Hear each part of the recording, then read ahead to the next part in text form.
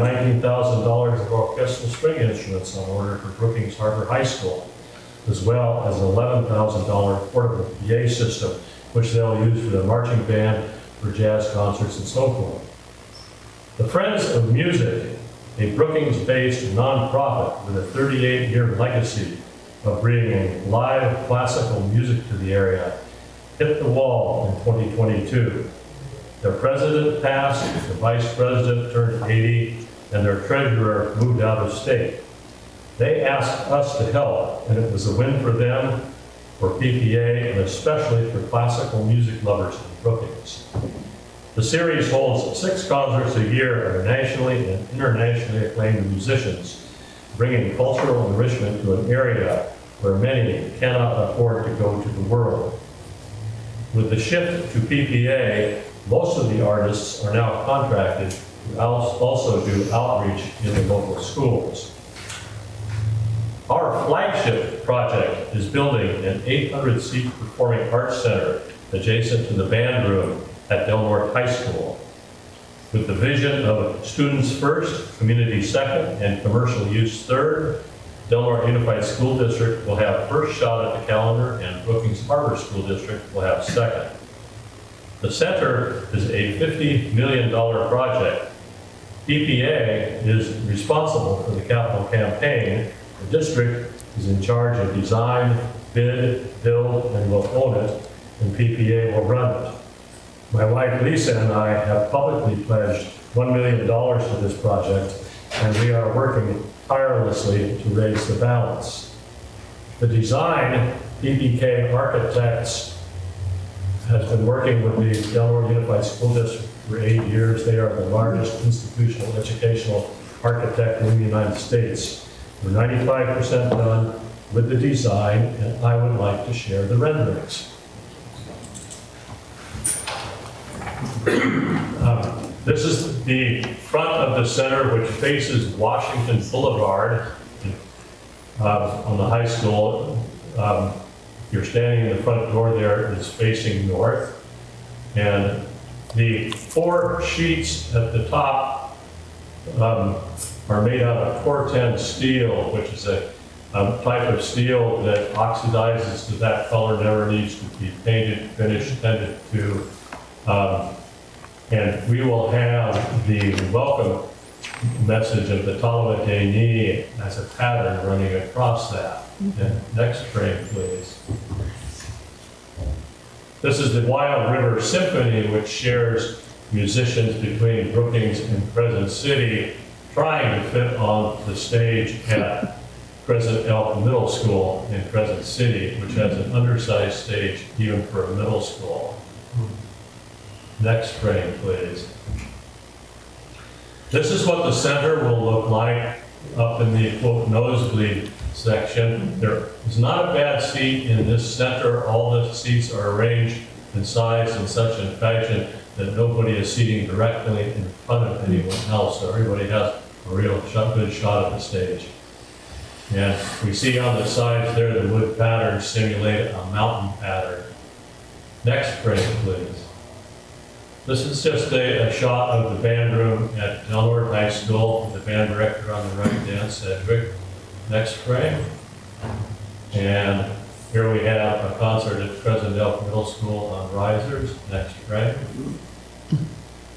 One other thing we've done is we provided a vandalism repair shop for the high school in Crescent City, and we have a 20 by 50 square foot building dedicated for that with 8 repair stations, and we're teaching 2 classes a day in vandalism repair. This is one of only 4 such programs in the United States, and kids that are interested graduate, go on to vocational technical schools, and there are a lot of really good paying jobs in the industry out there. So this is a career technical education program. Next frame, please. Another picture of the band room at Del Norte High School. Next frame. This is Smith River Band during the 4th of July parade, marching along. Next frame. Another band shot. How about that hair on the left? And, next frame, please. This is a good example of why we want to build a performing arts center. And we are challenged by the issues both in Brookings and in Crescent City. This is an all-county concert in Noonan Gym at Delaware High School. There are 580 students on the gym floor. The bleachers are completely packed. The room next door is live streaming this concert. It's packed. Parents are out in the hallway trying to catch a glimpse, listen to a little bit, and people are being turned away or asked not to come if they've been to the concert beforehand, so that people who haven't can experience it. And performing in a gym like this is like a drunken bumblebee buzzing around in a tin can. The acoustics are horrible, the seats are uncomfortable. I feel it's akin to playing a championship league football game in a gravel parking lot. We need to do better celebrating our kids that are involved in the performing arts. They work hard all year, and this is how we reward them. So, next frame, please. Another shot in the front of the center. And next frame. This is an aerial shot, basically, where we see where the center will go, and the parking, and the existing stadium, and so forth. Next frame. Another aerial shot of how the center will look. Next frame. Now we can see the backside of the Corten steel plates. The architectural design of this project was made possible by a $2.5 million appropriation from the California State Senate, by the way, through Mike McGuire, the Senate Pro Tem leader. Next frame, please. Another shot from another angle in the front of the center, three-quarter front. Next frame. This is what the lobby looks like at the center. There is room enough, if we clear things away, to have 150 people in this room, conference tables, wedding, whatever other events we wish to stage there. So it's a venue unto itself without even opening the theater. And we can see the stairway up to the mezzanine area in the back. There's also an elevator. And we have a large solar tube, which brightens the room up. Next frame. Here we are upstairs with the two entrances into the mezzanine level seating. Next frame. And there we are, the stairway, and looking out towards the parking lot from the lobby. Next frame. Here we are on stage looking to the back of the house, where the back of the theater where we have a control booth. And next frame. Once again, the view is more or less from the back of the hall versus the front of the hall. Next frame.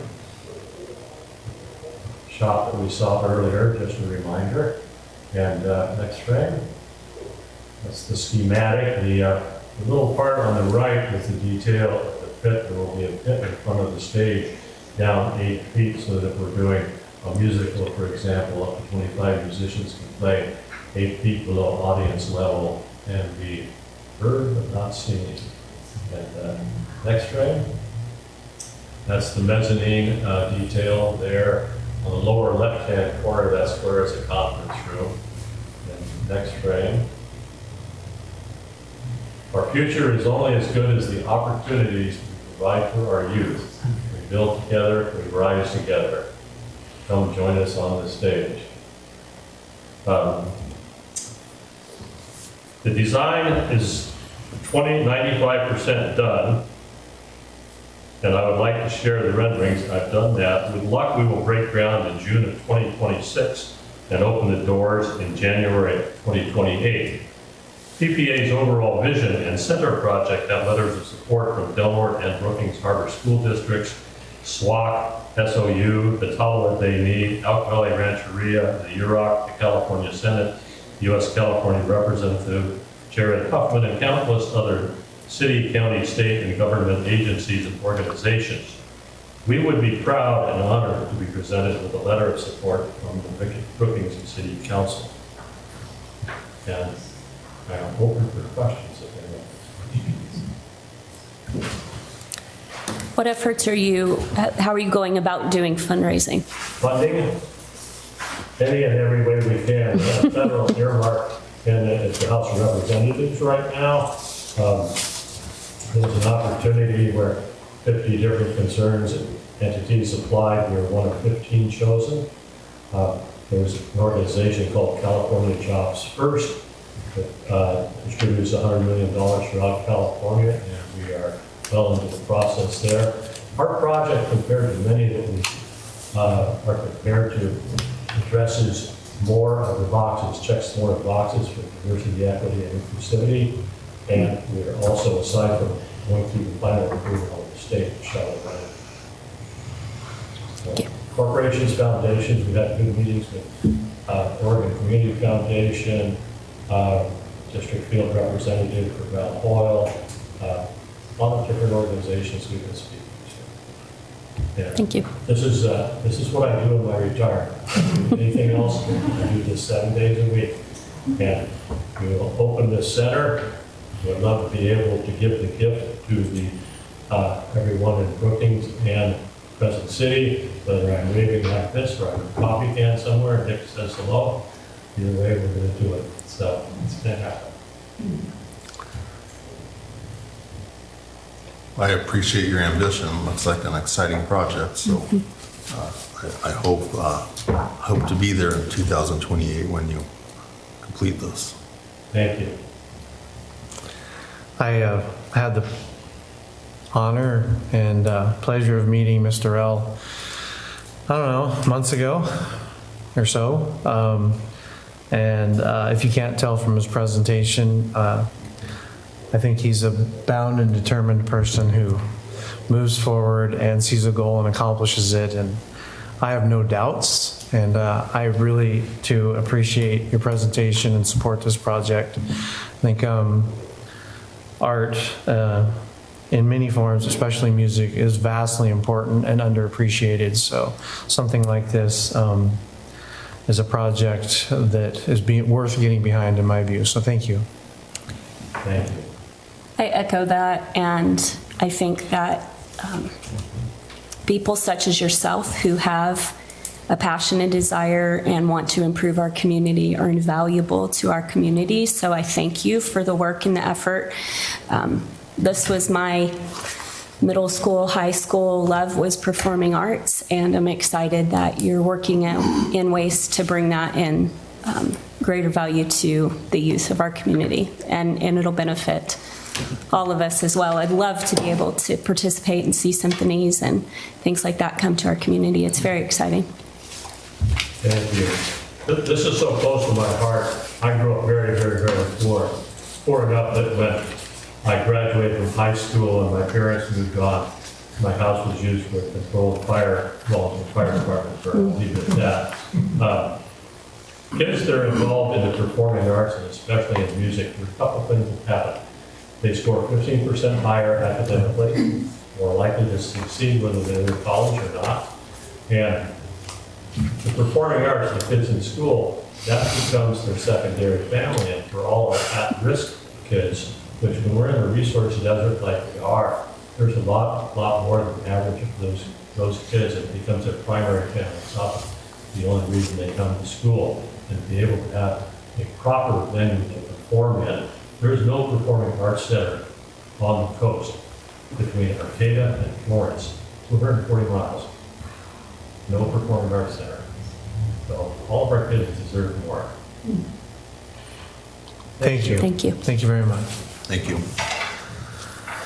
Moving on, agenda item F, oral requests and communications from the audience. Just as a reminder, I'm going to call everyone up as I received these in the pack, so no particular order. When you come up, please give your name and your address. And last, there will be a 5-minute limit to your time. So first, call up Angelique L.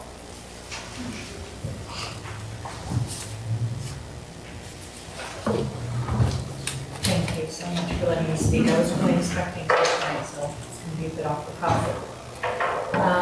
Real quick. My name is Yeah. Angelique L. My address is 1126 Robbins Road, Brookings, Oregon. I have a small business here in town, AL Atelier. This week is actually my 2-year anniversary. I am coming here today because I've had some issues going on for the last couple of months with protesters that are insisting on being in front of my space. Recently called, every time they come, they've proceeded to slander me and my business for the last 2 months all over social media. They have contacted KOBI News. They've had an article put out in the local pilot in which no one has ever reached out to me. I have spoken with a lawyer, and her advice is that I do not engage even in these articles and social media, even with the newscast that went out. She said it'll just give them more fire and hopefully it'll go away. But they keep coming back. They're here again this last Saturday. What my lawyer did propose was that I meet with the council and ask for a permitting process to be put in place. And she helped this happen in Coos Bay because they were also having similar issues. And as a small business, like, can be detrimental to my business. So far, I think people who are reading these social media posts and know me know I would never act the way that they're accusing me of. However, it is pretty detrimental in this little town where I've got 3 or 4 months of good sales and we're right in the middle of it right now. And at the same time, they're asking people to boycott my business. And really this all started because when they first showed up, I simply asked them if they would move somewhere else. I didn't think it was going to be a big deal. I just thought they didn't understand that they were blocking my 2-foot sidewalk pedestrians.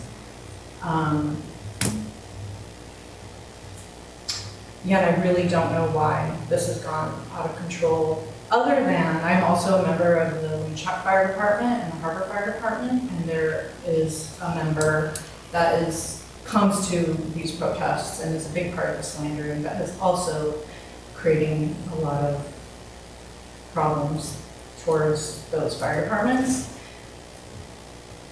I don't know. But all I'm asking, I guess, here today is that you would consider a permitting process in which protesters would have to get a permit, it would be approved, and then there would be designated areas in which wouldn't, hinder small businesses' ability to do business in the middle of the day on a Saturday, in the middle of summer, the busiest time of the year. I think. And I also want to I have absolutely no issues with protesting or even with what they're protesting. I actually agree with them. So it has nothing to do with any of that. Thank you. Thank you. Thank you. Thank you. All right, next, Diana Carter.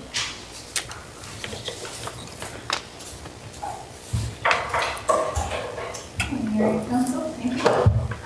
My name is Diana Carter, formerly Diana Cooper, and I'm coming tonight as the Executive Director for Brookings Core Response in Harbor and Shopping Center. I wanted to first welcome our new city manager, Tim. And, I have a card for you afterward. And then thank Chief McRae for his interim service and continued service after this. And then I also wanted to give you guys an update. First of all, thank you, Council Craig, for reaching out to me. I know it was kind of last minute and I didn't catch it. Yeah, that was my fault. That's okay. Normally I'm really good on my email, but lately I haven't been. So we did miss that, but we have another open house, and this is for our new navigation center. So this is the one I spoke about last time. They didn't have open house. So this is a community-wide event. Anyone can come. We'll have food for the first 100 people. And then we'll have a band playing, so Bloodline will be there. This is at our new navigation center in Harbor, which is the old Callaway Insurance building. So that's our building now, in case anybody was wondering what's happening up there. And then, so we'll have parking down at the shopping center. And this is August 1st, so next Thursday, from 5 to 8 p.m. Everybody's invited. And I hope all of you show up and get to meet all of my staff and board and some of our clients and just people that have supported the work that we do. So, and just for Tim, since he didn't get to hear my updates last time, we actually have broken ground now in Gold Beach. Well, we're working on the hot tank to mitigate that first before we start working on the units, but we'll have 18 units of veterans housing in Gold Beach by the end of the year, we hope. And then we just opened our first transitional house here in Brookings, and it's already full. There's a wait list. It is first come, first serve. So if anybody, it's for women and children. And so if anybody wants to apply, they can come to Brookings Correspondence on Harbor and apply. And then right now we'll put them on a wait list and they need to check in monthly. A lot of people don't have phones, so that's kind of the easiest way for us to keep track. And we'll track that through the state database so that it's all fair for everybody. So no rules other than first come, I mean, there's rules, obviously, but no rules as far as the application process. First come, first serve, send people in, and then we can set up. We also have a rapid rehousing program, so that'll tie into this. This is not a shelter, so it's not something where people are coming and going on the daily. This is something where they're there for a year. Although we hope much shorter. So with the rapid rehousing program, we'll be able to actually pay for first house deposit, we'll guarantee 2 days of rent, and we'll be able to get people in. So far, for Curry County, so we were the recipient for the rapid rehousing funding for Curry, and our target goal is 14, and to be rehoused by next June of 2025. And so far, we've rehoused 74. So we definitely exceeded the state's goals for us in Curry County. So we have a lot to celebrate on next Thursday, and we're hoping everybody comes out. We're going to have, I'll get up and talk, share a little bit more about this, and maybe give some more concrete numbers. And then we'll have food and the band, and then afterward, people can walk through the center. It's not going to be completely done because contractors are hard to get right now, and incidentally, I'm using up a lot of them with my other projects. So it won't be done and open until September, but you guys can walk through. A lot of it's done. The painting's up. The fencing should be up. Like, it's looking really nice. So people can walk through, and then afterward, I'll do a Q&A, and you can ask questions, and I'll try to answer them. So I think that's it for my update. Yeah. Any questions? And did I miss any information as far as next Thursday? I have a flyer that's going up tomorrow. It would have went up today on our Facebook page. There's just one little edit, so you can look at our Facebook page tomorrow if you missed the details. Thank you. Thank you. Thank you. Thank you. Next, Mike Frederick. Mike Frederick, 1683 Yellow Brick Road, Brookings. Counselors, Chief City Manager, City Manager. See you all here. I just want to talk a little bit about the ballot measure that I missed it apparently 2 years ago when we went through, but the thing on the psilocybin manufacturing and services and so on. I don't know how much this has all been studied and investigated and stuff, but the research that I've done and the things that I've read and heard over the last several years about the amazing benefits of psilocybin and mental health and depression and anxiety and PTSD and all these different things, I think an outright banning in the city would really be a disservice to people in this community. We have an older population. It's been shown to help with depression and anxiety related to cancers, which more people as they get older are more likely to have cancer. It's actually in mouse studies, it's shown to regenerate neurons and damage parts of the brain. It looks like this is a very controlled thing by the state with licensure and so on.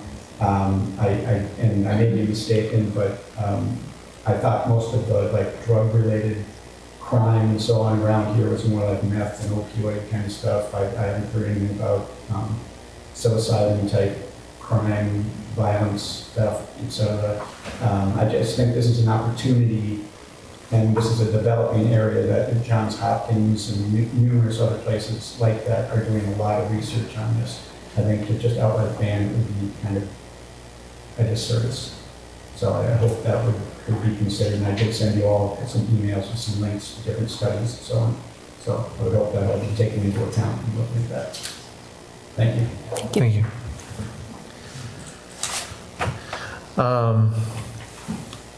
And then last up, I'm trying to blank on her name, for Wild Rivers Film Festival. Huh? Amanda. Okay, so you have her name now. That's why I have to. I knew your name wasn't Wild or River, so. Right now, here in City Council. Okay, fair enough. Good to see the council and here. We mostly, we have gifts for everybody, but we wanted to honor you and thank you for participating in our community and being here. And if it's appropriate, I have a gift. Sure. And welcome to town. And we just want to say we're here for you. Thank you. Yeah, thank you guys. We heard that you were a documentary filmmaker. I am, yes. I submitted a film. And you're in. I already got a reputation. Thank you for that. Okay, moving on to agenda item G, consent calendar, to approve council minutes for July 8th, 2024, and to receive the monthly financial report for June 2024. I'll move to approve the consent calendar. I'll second. Call the question? Counselor Morton, Yes. Counselor Pareda, Yes. Mayor Hodges. Yes. The motion carries. All right, moving on to agenda item H, staff reports, public hearings, ordinances, resolutions, and final orders. Number one, the ballot measure prohibiting psilocybin manufacture and service centers. Mayor and Council, this stems from Measure 109 that was passed by Oregon voters in 2020 and allows for the use, delivery, and manufacture of psilocybin as regulated by the Oregon Health Authority, who would license psilocybin product manufacturers and service centers. And as we've discussed previously in the workshop, there are three options that are available to the council. One of which is to adopt an ordinance that would be put before voters to permanently ban the manufacture, use, and or both the manufacture and use of psilocybin mushrooms. One, to put a measure before voters that approved would prohibit that same servicing for a period of 2 years, which is currently what the city of Brookings has. In November of 2022, a 2-year ban on psilocybin manufacturing and service centers was approved by voters. That ban expires December 31st of this year. The other two options are to adopt an ordinance putting it before the voters that would regulate time, place, and manner restrictions on the manufacture and or the use. And then third of all would be to allow it to be permitted.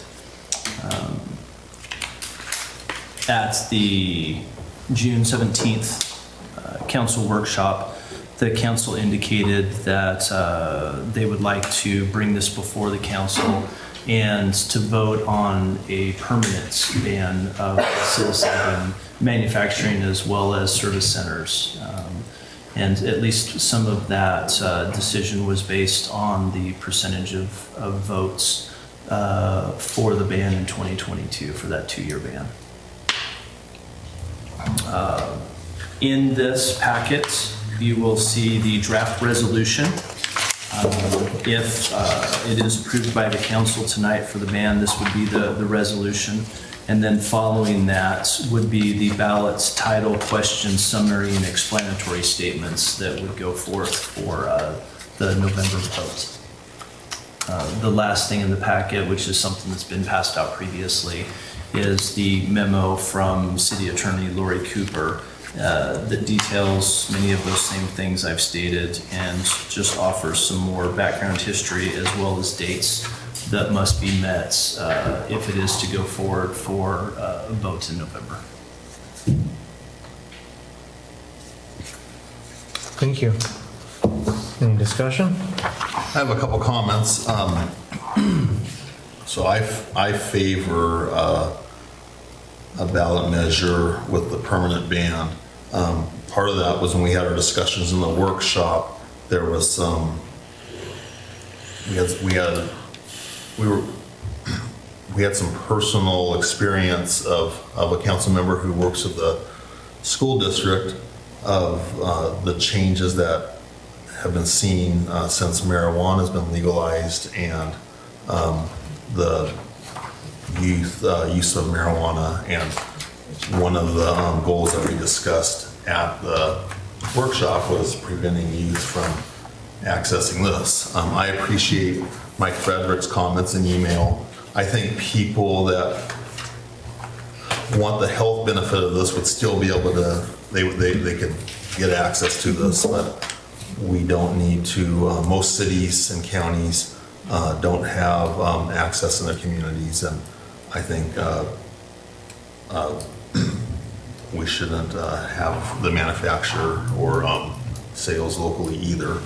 So I favor the voters get to decide this, but I favor putting the resolution or a resolution putting this on the ballot with a permanent ban. As was already mentioned in the discussion in the workshop, there was majority support of this on the last ballot, and this gives the voters the option to decide. If it's not what you want in the community, you can say. If it is, then you also can say, and that it allows the voters of our community to decide.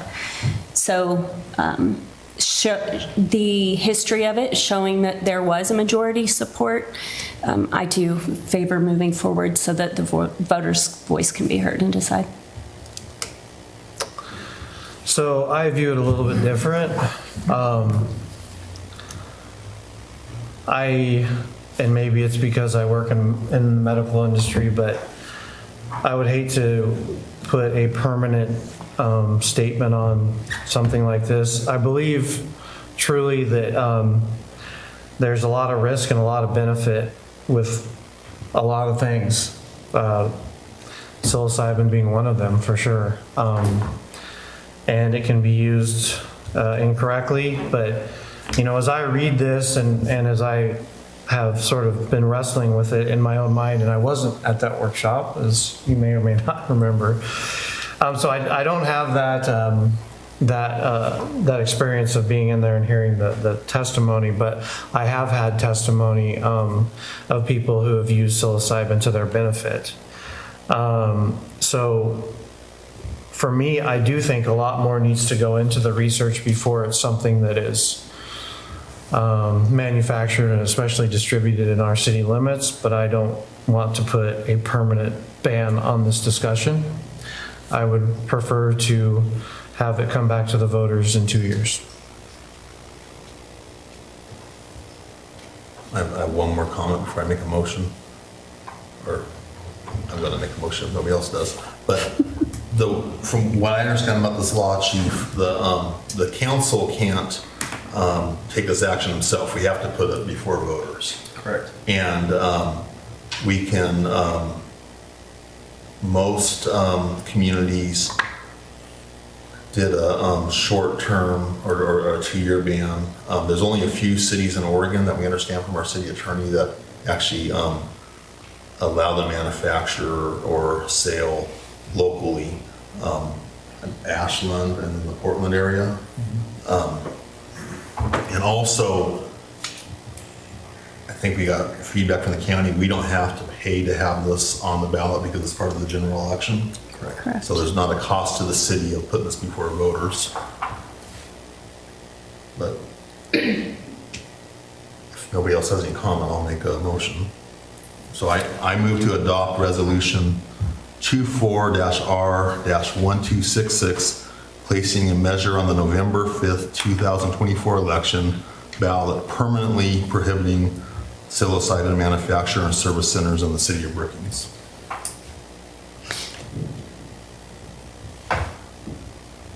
I actually do have another question as to if years down the road research shows that it's can be properly managed and is beneficial. What does the word permanently prohibited mean? Is this something that goes before the voters again if that wants to be changed, if it's a permanent ban? What I believe, certainly be for certain a Lori question, but yes, anything at some point could be overturned with a new motion by council to go back to the voters and give them an opportunity to look at it at that point. Maybe new evidence, Right. Opinions have changed, but yeah, it could be brought back before the voters at a later date to rescind that and then have a new Brookings Municipal Code that would go into effect. That's what I thought was probably the case. And also to me, because this doesn't mean that they still don't have access to those from other communities. It's just not what's sold and manufactured in our community. I will second that motion. Call the question? Counselor Purita, Yes. Counselor Martin, Yes. Mayor Hodges. No. The motion fails.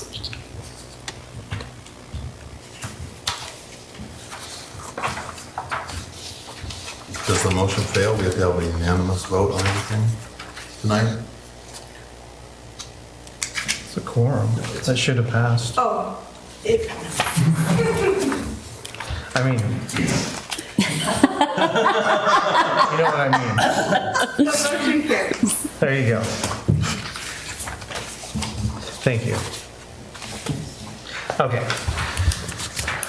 Thank you for that discussion. Moving on to agenda item I, remarks from the mayor, councilor, and city manager. Anyone? I have a couple of comments. So a follow-up on what we just discussed.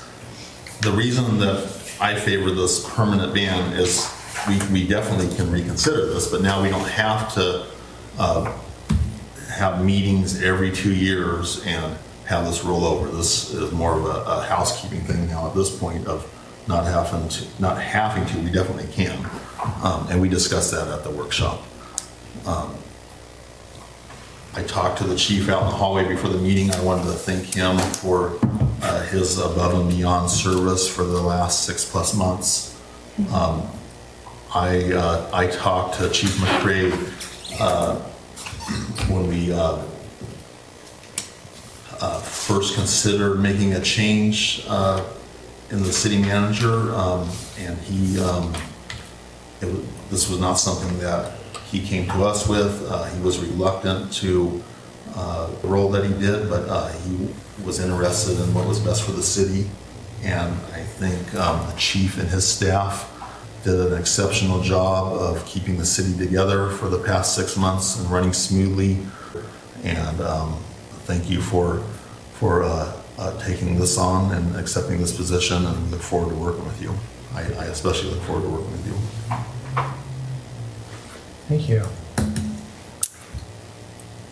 Yeah, I just echo all of that. I know that it's, you already have a heavy responsibility job, and it added a lot to your plate. So we thank you and appreciate your willingness to step in that gap. And thanks to Brooklyn too. I know that you're kind of often in the middle of all of these things, and I know it's a lot extra on your plate as well. Even just the hiring process is a lot extra for our staff. And so, and you guys are working with a whole new city council on top of all of that, and we have a lot to learn. So we appreciate all that you guys do. Thank you for our community, the support that you've shown us. I am very excited about, feel like we're just on this precipice in our community, and I'm excited to see where we go. I think we can finally start moving forward to some really exciting times in our community, and I welcome you, Tim. Thank you for being willing to come and work with all of us youngins and train us up. We appreciate you being here and really do look forward to this next season in our community. I agree with everything that was said. And my 2 cents on the psilocybin, I just, medicine itself is a large industry. There's good side, bad side to that as well. I understand that this can be brought up again. I understand this is going to the voters, so it's not anything that I'm continuing to really harp on. But I think all of us have seen where the benefits of medication and drugs can help, and we are like in Mushroomville, hence the hoodies in the summer. So when you look at a possible even economic push, there's things that could really come from that. I would never want it to be a detriment to our community, so I would want more research to be done on it. I wouldn't say today it's ready to roll, but if in time it did, I would want us to be able to jump right into it, or at least in 2 years reconsider it. So that was really my thought behind that. But moving on, I went to a mayor's convention, conference this last about 3 days, so Friday, Saturday, and came back Sunday. And I went over there to really decide about if I was even going to throw my hat back in the ring. But in that time, I learned a whole lot. I think there was well over 50 mayors there. And one of the things that stood out to me, just bar none, there was a lot I learned, but the biggest thing was how amazing Brookings is. We just have an amazing town. I don't think I fully realized it till I heard that the issues that were going on at this conference and what everyone was having to deal with. It made me feel really good to live in Brookings. So thank you for all that. We have a great town. It's volunteers. It's everything. It's so much. And our city, all of our staff, just everyone, our citizens. So that was great. And then the last thing I just wanted to touch on, Angelique, correct, Elle? I'm sorry that there's this conflict that's going on, reoccurring. And all I would ask, and I know there's two sides to every story, and I don't question what you said or other side. I just always ask, on each side to please try to have that dialogue you said, you were initiating. Because what usually happens when we don't is more regulation, more law, more, and sometimes that's a necessity. I get it. But it's heartbreaking to me to drive north now. It was heartbreaking more a month ago, but now it still is, because now we don't maybe have broken down trailers and trash and whatever there, which was really bad.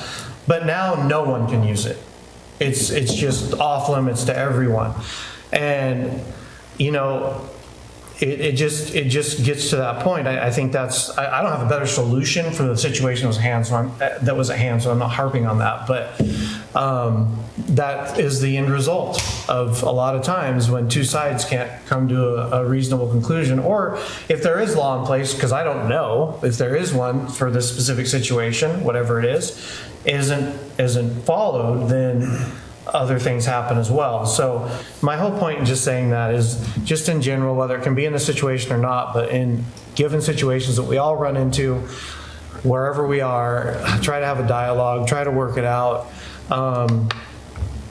be the grown-up in the room, if you will, and hopefully both sides can come to a conclusion, or come to a good conclusion, I should put it.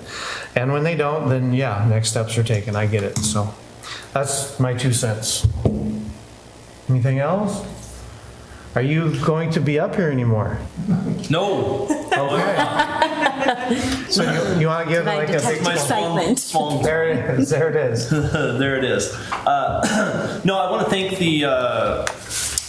Same thing that was said by everyone. I want to thank the council. Certainly, there was a lot of learning that took place and always takes place, but certainly a lot of learning in the beginning. For myself, just trying to step in and make sure what was needing to be done was done, and that supporting the council and the city and the staff was being done right and well. So I want to thank the council just for that trust and support and being able to do that. Certainly the city staff is much of the reason why we were able to be successful, because it certainly was not me, it was us who came together to be able to make sure that everything was being done, that things were being taken care of, and again, being done correctly and well. And there were, everyone here supported me in that effort, and so it was definitely a team effort. It wasn't just me at all. And the other department directors, finance with Lou, and public works with Tony, and Lori Zemer, Lieutenant Dotson, that core group that we got together many times each week to be able to talk through and figure things out. They were a huge part of that success in that team. So it's a great team. I welcome Tim. I'm anxious to get off here, but you certainly have a good team that you're stepping into, and really good staff and a great supportive community. And so I definitely look forward to working with you on all that. But thank you very much. Well, thank you. One more quick comment. So you helped make a recruitment flyer for the city manager position. But now when you see those, not only for police chief positions, but for city manager positions, just put those in the shredder.